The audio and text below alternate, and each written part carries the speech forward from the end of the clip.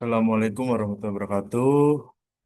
Kenalkan, saya Mesur Darman, mahasiswa Universitas Airlangga, Prodi Magister Sains Hukum dan Pembangunan, dengan nomor induk mahasiswa 228 25 1004, yang dimana saya sendiri akan menjelaskan terkait policy brief yang telah saya buat dengan tema DPR dan IKN legalitas dan pembangunan berkelanjutan Ibu Kota Nusantara dalam mekanisme pengawasan DPR terhadap otorita IKN.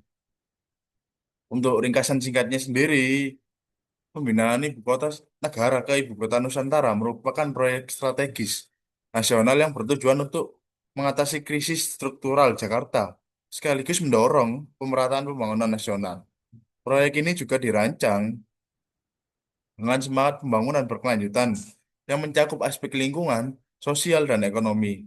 Dalam konteks tersebut, Dewan Perwakilan Rakyat atau DPR memegang peran kunci dalam memastikan pembangunan IKN berjalan sesuai prinsip legalitas, transparansi, akuntabilitas, dan keberlanjutan. Permasalahannya sendiri, yang di mana pembangunan IKN melibatkan anggaran yang besar, pengelolaan lahan luas, investasi publik, dan juga swasta, serta pembangunan otorita IKN sebagai lembaga tingkat kementerian dengan kewenangan khusus. Kompleksitas ini menimbulkan sejumlah persoalan, antara lain yakni yang pertama, potensi lemahnya transparansi dan akuntabilitas serta kelola otorita IKN. Yang kedua, resiko penyimpangan penggunaan anggaran negara dan investasi. Yang ketiga, yakni ancaman terhadap keberlanjutan lingkungan, termasuk perlindungan hutan dan juga pemenuhan AMDAL. Yang keempat, dampak sosial seperti relokasi penduduk, perlindungan masyarakat adat, dan juga distribusi manfaat pembangunan yang tidak merata. Untuk akar masalahnya sendiri, yang di mana yang pertama, keterbatasan akses informasi terkait pengadaan, aliran investasi, dan juga pengambilan keputusan strategis otorita IKN. Yang kedua, yakni hambatan koordinasi internal DPR, khususnya antar komisi yang memiliki irisan kewenangan pengawasan. Yang ketiga, yakni keterbatasan kapasitas teknis dan keahlian multidisipliner dalam mengawasi proyek infrastruktur berskala besar dengan isu hukum, lingkungan, sosial, dan fiskal yang kompleks. Untuk yang keempat, potensi politisasi pengawasan di mana dinamika kepentingan politik dapat melemahkan fungsi checks and balance antara legislatif dan eksekutif. Untuk solusi kebijakannya sendiri yakni untuk memperkuat peran pengawasan DPR terhadap pembangunan IKN, beberapa solusi kebijakan yang dapat dilakukan adalah yang pertama, optimalisasi penggunaan instrumen pengawasan DPR seperti hak interpelasi, hak angket, dan hak menyatakan pendapat secara proporsional dan berbasis data.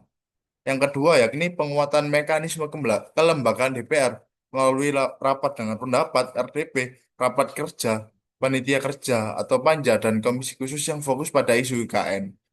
Yang ketiga, yakni peningkatan transparansi otorita IKN melalui kewajiban pelaporan berkala kepada DPR, termasuk laporan penggunaan anggaran, dampak lingkungan, dan dampak sosial.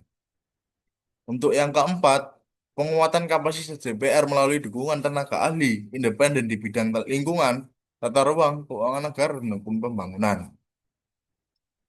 Bisa kita tarik kesimpulan yang di mana pembangunan ibu kota Nusantara merupakan langkah yang strategis untuk masa depan Indonesia, namun juga mengandung resiko hukum, lingkungan, dan sosial yang tinggi.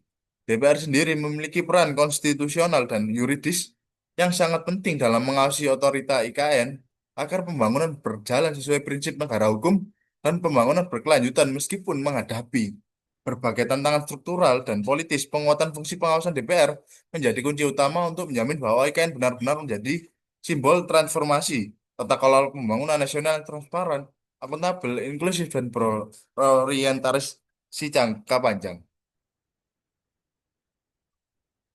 Bisa kita lihat sendiri dalam gambar tersebut, ada gambar pembangunan IKN, rancangan Istana Negara IKN, dan titik nol Nusantara. Untuk rekomendasi kebijakan sendiri, yang di mana membentuk mekanisme pengawasan khusus DPR terhadap IKN yang bersifat lintas komisi dan berkelanjutan. Yang kedua, mendorong keterbukaan data dan informasi serta IKN kepada publik dan DPR sebagai bentuk akuntabilitas. Yang ketiga, yakni memastikan isu lingkungan dan sosial menjadi indikator utama evaluasi pembangunan IKN, bukan sekedar aspek pelengkap. Untuk yang terakhir, meminimalkan politisasi pengawasan dengan memperkuat etika kelembagaan dan orientasi kepentingan publik dalam fungsi DPR. Baik, cukup sekian penjelasan dari saya. Wassalamualaikum warahmatullahi wabarakatuh.